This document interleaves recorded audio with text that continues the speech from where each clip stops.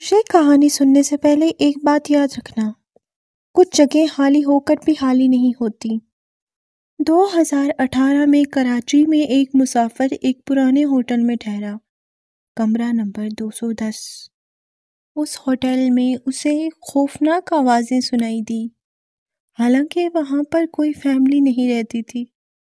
راہداری میں بچوں کی بھاگنے کی آوازیں اور عجیب و غریب سا شور۔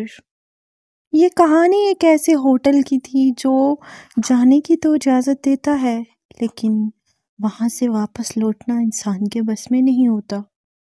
یہ کہانی اور اس جیسی بہت ساری پراسرار کہانیاں سننے کے لیے ہمارے ساتھ جڑے رہیے۔